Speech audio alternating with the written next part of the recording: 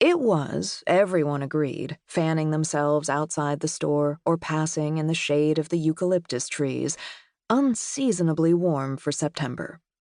The meeting hall at Baileyville was thick with the smells of lye soap and stale perfume, bodies wedged together in good poplin dresses and summer suits.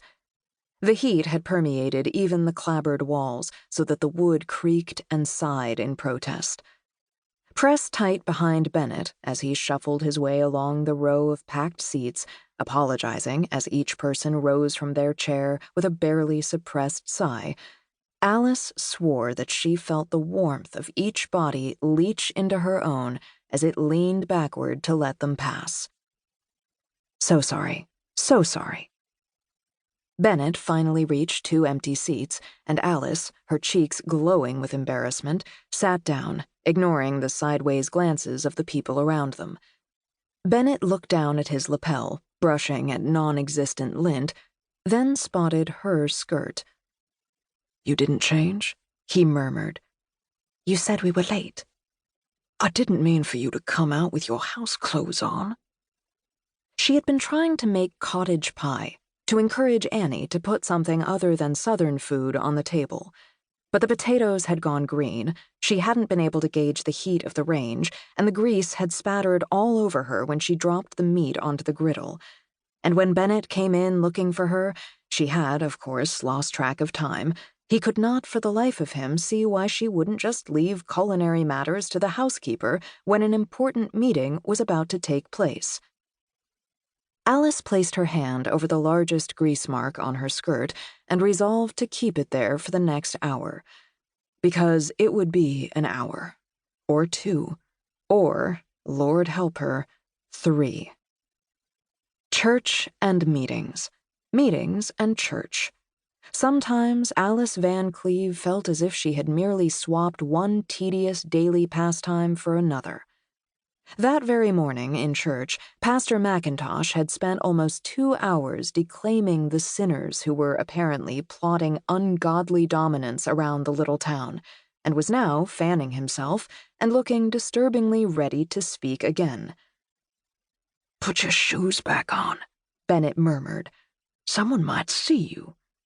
"It's this heat," she said. "They're English feet. They're not used to these temperatures."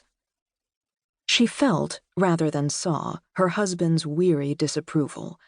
But she was too hot and tired to care, and the speaker's voice had a narcoleptic quality so that she caught only every third word or so, germinating, pods, chaff, paper bags, and found it hard to care much about the rest.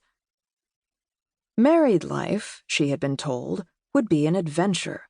Travel to a new land. She had married an American, after all.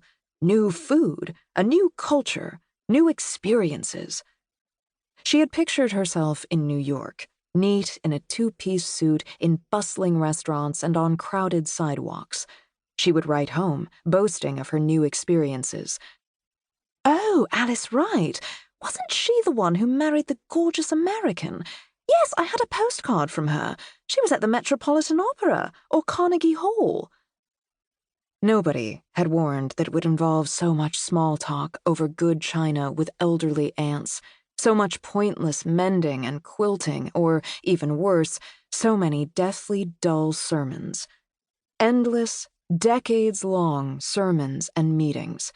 Oh, but these men did love the sound of their own voices. She felt as if she were being scolded for hours, 4 times a week. The Van Cleves had stopped at no fewer than 13 churches on their way back here, and the only sermon that Alice enjoyed had taken place in Charleston, where the preacher had gone on so long his congregation had lost patience and decided, as one, to sing him down, to drown him out with song until he got the message and rather crossly closed his religious shop for the day. His vain attempts to speak over them as their voices rose and swelled determinedly had made her giggle. The congregations of Baileyville, Kentucky, she had observed, seemed disappointingly rapt. "Just put them back on, Alice, please,"